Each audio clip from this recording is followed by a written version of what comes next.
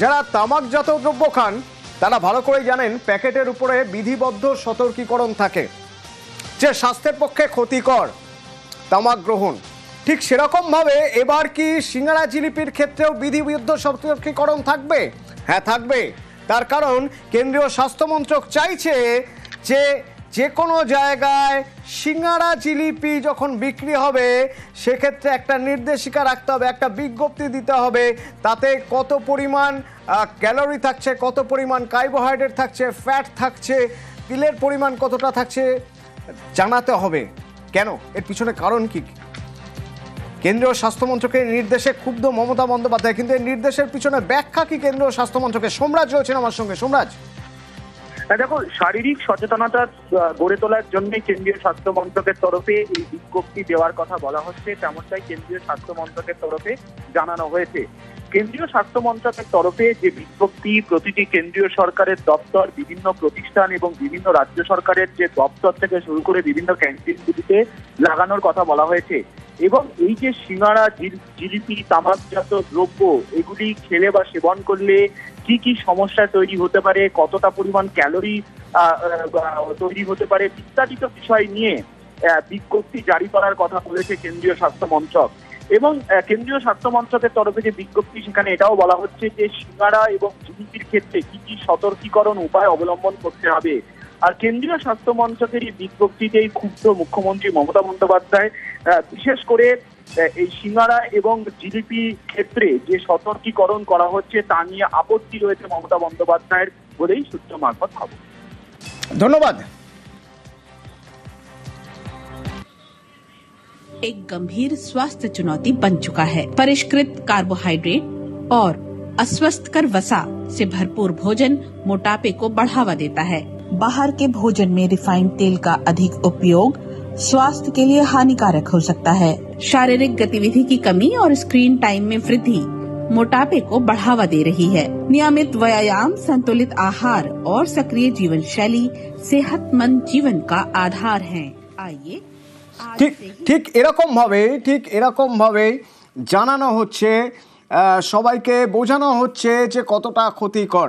আমার সঙ্গে ডায়েটিশিয়ান রয়েছেন, অরিত্র খান রয়েছে। অরিত্র, এটা এ বিষয়ে কোনো সন্দেহ নেই যে ভাজাভুজি যত কম খাওয়া যায় তত ভালো থাকা যায়, কিন্তু এখানে আমার একটা প্রশ্ন আছে, তা হলো যে প্যাকেটজাত খাবার আমরা খাই, যে ধরনের ফাস্ট ফুড আমরা খাই বা প্যাকেজড ফুড, তাতে যে পরিমাণ ক্ষতি হয় তার চেয়েও বেশি ক্ষতি হবে, কারণ এগুলো তো সাধারণত গরম করে মানে সঙ্গে সঙ্গেই ইনস্ট্যান্ট খাওয়া হয়, তার চেয়েও বেশি ক্ষতি হয়। সেদিকে আগে নজর দেওয়া কি উচিত ছিল না? একদমই তাই। যেরকম দেখো যে প্যাকেটজাত খাবার দাবার, যেগুলো আমরা প্রিজার্ভ খাবার দাবার বলি, ঠিক সেরকম ভাবেই যদি আমরা চট করে কোনো খাবার দাবার তৈরি করে দিই, যেরকম সিঙ্গারা বা জিলিপি বা কাটলেট বা রাস্তার ধারে যে কোনো ফাস্ট ফুড গুলো, সেগুলো কি হয়, এতটা হিট জেনারেট করবার জন্য না প্রচুর ফ্রি র্যাডিক্যাল তৈরি হয়। এবং সবচেয়ে বড় কথা, রাস্তার ধারে যেগুলো খুব কম দাম দিয়ে বিক্রি হচ্ছে তার কোন তেল ব্যবহার করা হচ্ছে সেই সম্পর্কে একটা বড় কোয়েশ্চেন থাকছে। এবং একটা তেলকে যদি রিপিটেড ওয়েতে ডিপ ফ্রাই করা হয় এবং সেখান থেকে যে ফ্রি র্যাডিক্যাল তৈরি হয়, সেটা যেরকম ভাবে আমাদের ওবেসিটি, কারণ দেখা যাচ্ছে যে গবেষণা বলছে যে আমাদের সমস্ত অসুখ কিন্তু শুরু কিন্তু হয় ওবেসিটি বা স্থূলতা থেকে। এই মেটাবলিক ওবেসিটি থেকে, সেখান থেকে ডায়াবেটিস, সেখান থেকে কার্ডিওভাস্কুলার সমস্যা, সেখান থেকে হাইপার টেনশন মানে হাই ব্লাড প্রেশার কন্ট্রোল না হওয়া, সেখান থেকে লিভারের সমস্যা এবং একাধিক মানে নন কমিউনিকেবল সমস্যা কিন্তু তৈরি হয়। তার ফলে যেটা আমি দেখলাম যে বলছে যে আমাদের যে সমস্ত খাবার দাবার গুলো, ধরো একটা সিঙ্গারা যদি আমরা 100 গ্রাম সিঙ্গারা ধরি সেখান থেকে প্রায় 400 কিলো ক্যালোরি পাচ্ছি, বা যদি 100 গ্রাম জিলিপি ধরি সেখান থেকে আমরা প্রায় 350 থেকে 380 কিলো ক্যালোরি পাচ্ছি। প্রশ্ন সেটা নয়, ঠিকই হিসেব করলে তাই দাঁড়াচ্ছে অরিত্র। কিন্তু পাশাপাশি এটাও তো সত্যি যে তামাকজাত দ্রব্য বর্জন করুন, তামাকজাত দ্রব্য স্বাস্থ্যের পক্ষে ক্ষতিকর, এটা বারবার লিখে দিয়ে ভয়ঙ্কর ছবি দেওয়ার পরেও সিগারেটের বা তামাকজাত দ্রব্যের যে খুব একটা চাহিদা কমেছে এমন কিন্তু নয়। সেক্ষেত্রে এই বিধিবদ্ধ সতর্কীকরণের যৌক্তিকতা কতটা আছে? যৌক্তিকতা দেখো, যৌক্তিকতা হচ্ছে যে প্রথমত মানুষ একটুখানি এই যে নিউজ গুলো হচ্ছে এটা আপনাদের মাধ্যমে মানুষ সচেতন হতে পারছে।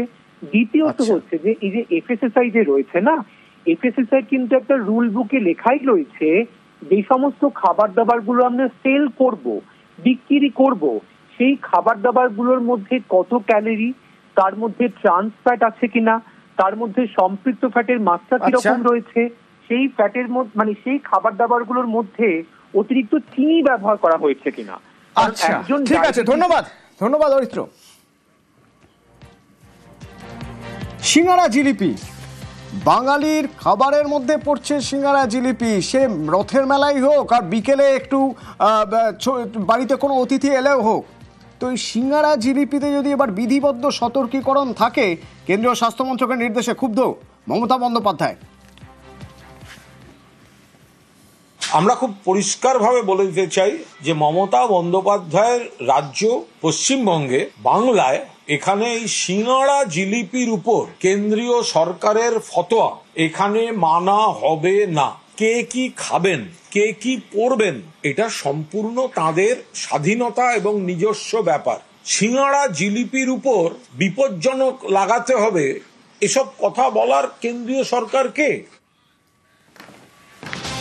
মেয়াদ উত্তীর্ণ ওষুধ বিক্রি করা হচ্ছিল আর সেজন্যই এক এজেন্সির লাইসেন্স বাতিল করা হলো। অভিজিৎ রয়েছে আমার সঙ্গে।